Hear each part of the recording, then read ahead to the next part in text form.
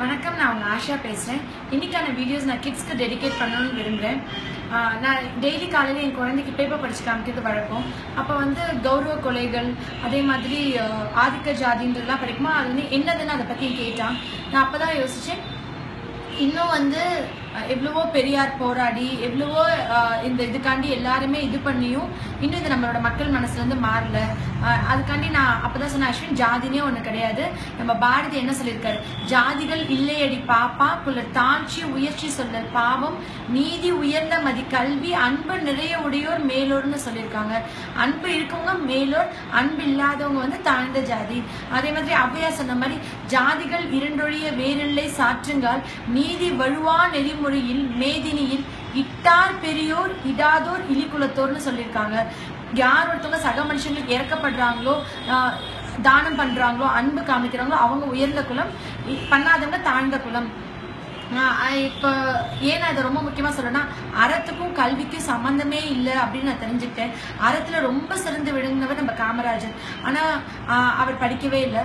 ரொம்ப படிச்சுட்டு சமூக வலைத்தளங்களில் இருக்கவங்க ஒரு ஸ்டேட்டஸ் நான் சமீபத்தில் படிக்க நேரிட்டது, நான் முஸ்லிம், நான் தீவிரவாதத்தை எதிர்க்கிறேன் அப்படின்றது எப்படி மனிதமாகுமோ அதே மாதிரி நான் ஆதிக்க ஜாதி, நான் இந்த மாதிரி ஆணவ கொலைகளை எதிர்க்கிறேன்னு ஒரு ஸ்டேட்டஸ் போட்டிருந்தாங்க. அதை பார்த்து எனக்கு ரொம்ப வருத்தமாக இருந்தது. ஏன் இந்த மாதிரி ரொம்ப அதில் ஒரு கீழே கமெண்ட்லையும் போட்டிருந்தாங்க, நான் முஸ்லிம், நான் கண்டிப்பாக தீவிரவாதத்தை எதிர்க்கிறேன்னு. அப்ப பாலஸ்தீன்ல தீவிரவாதம் நடக்கிறது இல்லையா? இல்ல நம்மளுடைய புத்த மதத்தையே ஃபாலோ பண்றாங்க. ஸ்ரீலங்கால புத்திசம் மட்டும்தான் அவங்க ஃபாலோ பண்றாங்க. புத்திசம் சொல்லியிருக்கிறது அன்பு, ஆசைப்படாதுன்றது. அங்க எத்தனை ஆயிரம் தமிழ் மக்களை கொண்டாங்க, எத்தனை லட்சம் தமிழ் மக்களை ஈழத்துல படுகொலை செஞ்சாங்க. இதுல ஏன் அந்த பேரை குத்தணும், ஏன் அந்த பேரை சொல்லணும்? உலகத்துக்கே சமத்துவ தத்துவத்தையோ சகோதர தத்துவத்தையோ சொல்லி கொடுத்தது முஸ்லிம்ல தான். ஒரு நாட்டுக்கே நீ ராஜாவா இருந்தாலும் நீ மசூதிக்கு லேட்டா போனேன்னா உனக்கு முன்னாடி உன்னுடைய வேலைக்காரன் தொழுதுட்டு இருந்தா அவனோட காலுக்கு பின்னாடி தான் நீ தொழுகணும். 100 ரூபா கொடுத்தா ஸ்பெஷல் என்ட்ரன்ஸ், 500 ரூபா கொடுத்தா சாமி பக்கத்துல போய் தரிசனம் பண்ணலாம் அப்படின்ற எந்த ஒரு இதுவும் இல்லாத ஒரு உன்னதமான ஒரு மதம் அது. என் பாப்பா எப்பயுமே எங்க பக்கத்து வீட்டுல அவங்க வீட்டுல தான் இருப்பா. அவங்க அவ்வளோ ஒரு அன்பையும் அவ்வளோ ஒரு லவ் அண்ட் இதை எப்படி சொல்லி கொடுத்துருக்காங்க.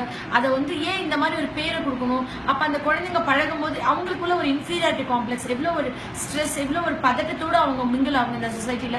ஆக்சுவலி எப்படி பிரிட்டிஷர்ஸ் படையெடுத்தப்ப நிறைய பேர் கிறிஸ்டியானிட்டி கன்வெர்ட் ஆனாங்களோ அதே மாதிரி முஸ்லிம் அவங்க படையெடுத்தப்ப கன்வெர்ட் ஆனதுதான். அவங்க தாத்தாலாம் நம்மளோட மக்களாக இருந்திருக்காங்க. எல்லாருமே நம்மளோட சகோதர சகோதரிகள் தான்.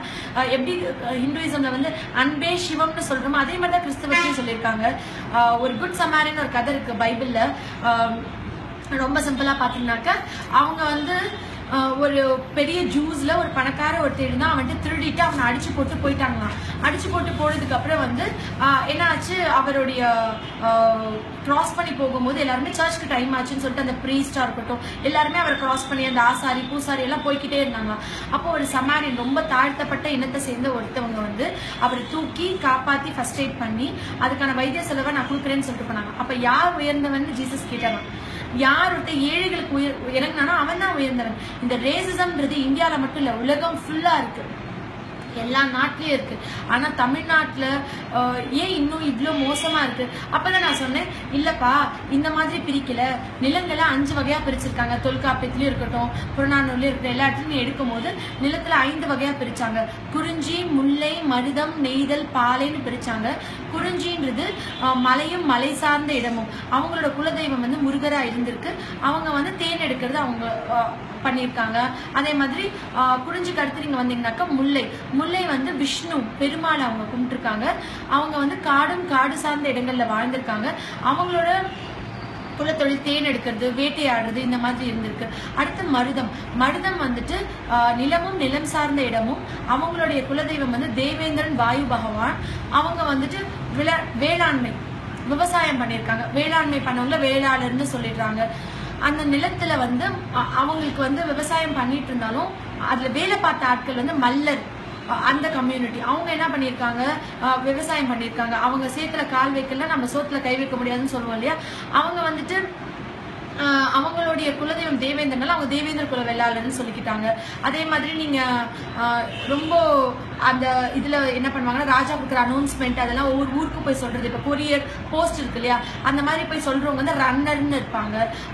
அதே மாதிரி பறை அடிச்சு ராஜாவோட அனௌன்ஸ்மெண்ட் ஊர் ஃபுல்லா போய் சொல்லிட்டு இருப்பாங்க. அவங்க ஒவ்வொரு தொழில் பண்றதை பிடிச்சி அவங்களுக்கு இப்போ விஸ்வகர்மான்னு ஒன்று இருந்தது. விஸ்வகர்மா வந்து என்னன்னா ஆசாரி, நகை ஆசாரி, பொற்கொள்ளர்களும் இருப்பாங்க, இரும்பு வேலை பார்க்குறவங்களும் இருப்பாங்க, மர வேலை பார்க்குறவங்களும் இருப்பாங்க. இவங்க எல்லாமே விஸ்வகர்மான்னு ஒன்று. நாசுவன் இருந்தாங்க. அவங்க வந்து அவங்களோட குலத்தொழில் வந்து அவங்க டெலிவரி பார்த்துருக்காங்க. அந்த காலத்துல குழந்தைகள் பிறந்து நியூ பார்ன் பேபிஸ்க்கு குளிக்க வைக்கிறது. அவங்க வந்து அந்த காலத்துல மருத்துவச்சியாவும் இருந்திருக்காங்க. அவங்க வந்துட்டு நிறைய அவங்களோட குலத்தொழில் ஃபாலோ பண்ணியிருக்காங்க. குலாலர் வந்துட்டு பானை செய்யறது, அந்த மாதிரி. இடையர்ன்றது வந்துட்டு அவங்க ஆடு மேய்க்கிறது, அந்த மாதிரி. அந்த மருத நிலத்துல இருந்தவங்க ஒவ்வொரு குலத்தொழில் அவங்களோட குலத்தொழில் வச்சு அவங்களுடைய கம்யூனிட்டி வந்தது. அதே மாதிரி மருதம்க்கு அப்புறம் நெய்தல் பாத்தீங்கன்னாக்க நெய்தல் நிலத்துல இருந்தவங்களுடைய குலதெய்வம் வந்துட்டு வருண பகவான். அவங்க வந்து கடல் சார்ந்த இடத்துல வாழ்ந்திருக்காங்க. அவங்க வந்து உப்பு வியாபாரம் பண்ணியிருக்காங்க, மீன் பிடிச்சிருக்காங்க. அவங்களோட இது பாத்தீங்கன்னாக்க இந்த நெய்தல் நிலத்துல இருந்தவங்க நம்ம அந்த காலத்துல காவேரி பூப்பட்டினம் அந்த கரையில இருந்தவங்க வந்துட்டு செட்டியாஸ் நம்ம சொல்லுவோம் இல்லையா, அவங்க வந்துட்டு உப்பு வியாபாரம் தான் பண்ணியிருக்காங்க. 17ஆம் நூற்றாண்டுக்கு அப்புறம் தான் அவங்க வந்து கடல் கடந்து போய் வியாபாரம் பண்றது, வட்டிக்கு கொடுக்கறது, இதெல்லாம் வந்து அதுக்கப்புறம் செஞ்சிருக்காங்க. அவங்களோட குலத்தொழில். அவங்கள நகரத்தார்னு சொல்லுவாங்க. நம்ம எல்லாருமே சிலப்பதிகாரம்ல படிச்சிருப்போம் இல்லையா, கண்ணகியோட சிலம்பு வந்து மாணிக்கம், ராணியோட சிலம்பு முத்து தான். ராஜாவோட வீட்டு கதவு வாசக்கதவு வந்து மரக்கதவா, இவங்க நகரத்தோட வாசக்கதவு வந்து வெள்ளி கதவா. அந்த அளவுக்கு செல்வ செழிப்போட வாழ்ந்திருக்காங்க அவங்க. அப்புறம் பாலை நிலத்துல இருந்தவங்க வந்து கொற்றவை காளியை கும்பிட்டுருக்காங்க. அவங்களோட மறவர்கள் அவங்க வந்து அங்க வாழ்ந்திருக்காங்க. அங்க வாழ்ந்த மக்களை வந்து மறவர்னு சொல்றாங்க. அவங்க வந்து எல்லைகளை பாதுகாத்திருக்காங்க. அதே மாதிரி அங்க வந்து பாலைவனம்னால அவங்க வழிப்பறி அந்த மாதிரி இருந்திருக்காங்க அவங்களோட குலத்தொழில். அதே மாதிரி ராஜாங்க அவங்க சேர சோழ பாண்டியர்கள்லாம் வந்து ரொம்ப அதிகமா அந்த டைம்ல வாழ்ந்திருக்காங்க. அவங்களுடைய படை தளபதிகளா, படை வீரர்களா வன்னியர் கம்யூனிட்டி இருந்திருக்காங்க. உயரமா, பிராட் ஷோல்டர்ஸோட, ரொம்ப ஹைட்டா அவங்க வந்து போர் வீரர்களா இருந்திருக்காங்க. இந்த மாதிரி ஒவ்வொருத்தவங்களுடைய குலத்தொழில் வச்சுதான் இந்த கம்யூனிட்டின்னு வந்தது. இதுல வந்து அரசியல் காரணங்களுக்காகவும் தனி மனித இதுக்காண்டியும் சமூகத்துல தன்னோட ஆதாயத்துக்காண்டி இந்த மாதிரி வெறிகளை தூண்டி விட்டு மக்கள் கிட்ட இன்னும் பயன்பெற்று இருக்காங்க. இனி 30 வருஷம் ஆகும். ஏன்னா இப்போ ஒருத்தவங்க என்கிட்ட வந்து பேசுறாங்க, 10 நிமிஷத்துக்கு மேல பேசுறாங்க, நீங்க என்ன ஆளுங்க அப்படின்னு கேக்குறாங்க.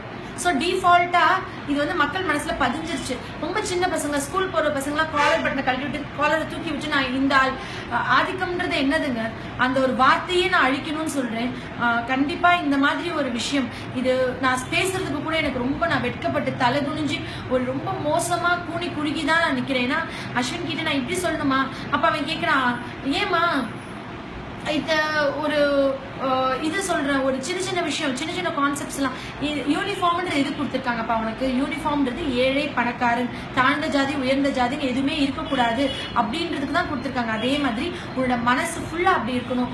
எல்லாரும் ஒற்றுமை, எல்லா மக்களும் என் மக்கள்னு மாறி வாழணும். இனி ஒவ்வொரு பேரண்ட்ஸும் தான் குழந்தைங்களுக்கு இந்த வீடியோ காமிச்சு எப்படி நம்மளோட நிலங்கள் பிரிச்சாங்க, எப்படி கம்யூனிட்டி வந்தது. கம்யூனிட்டின்றது டிஸ்கிரிமினேஷன் கிடையாது. அவங்கவுங்க வந்து எப்படி அவங்களோட குலத்தொழில்னால வந்தது, அவங்க எல்லாமே உயர்த்தணும். கண்டிப்பா இது இருக்கணும். அப்பதான் அவங்களுக்கு வந்து எஜுகேஷன் சிஸ்டம்லயோ அவங்களுக்கு ஜாப்ஸ்லயோ இதுலயோ ஒரு ஈக்குவலா கொண்டு வரணும்ன்றதுக்காண்டி இது கொடுத்துருக்காங்க. மகாத்மா காந்தியும் ராஜாஜியும் ஒரு ரொம்ப கஷ்டப்பட்டு போராடி எல்லாரும் அந்த மாதிரி எல்லா மதத்தினரும் இனத்தினரும் வாங்கின ஒரு சுதந்திரம் வாங்கின ஒரு இதோட அரசியல் சாசனத்தை எழுதினவர் அம்பேத்கர் தான். ஸோ கண்டிப்பா இனி எல்லாரும் என்னோட கைகோர்த்து எல்லாரும் என்னுடைய சகோதர சகோதரிகளா, என்னைய உங்க வீட்டு பொண்ணா பாக்குறீங்க, நான் இருக்கேன், நான் உனக்கு அப்பாவா அண்ணா தங்கச்சி, நீங்க எங்க வீட்டு பொண்ணு, நீ என்னோட அக்கா, நீ என்னோட அம்மான்னு என்னை வார்த்தைகளாக சொல்லாம என்னுடைய சகோதர சகோதரிகள் எல்லாரும் இந்த கான்செப்டை எடுத்துட்டு தான் பிள்ளைகளுக்கு சொல்லி கொடுத்து நம்ம பிள்ளைகள் நம்ம ஏஜ் வரும்போது இந்த விஷயம் இந்த தமிழ்நாட்டிலிருந்து கம்ப்ளீட்டா அழிஞ்சிடணும். நம்ம எல்லாம் ஒற்றுமையா இருக்கணும், அன்பால எல்லாரும் இணைஞ்சிருக்கணும்னு நான் கேட்டுக்கிறேன். நன்றி.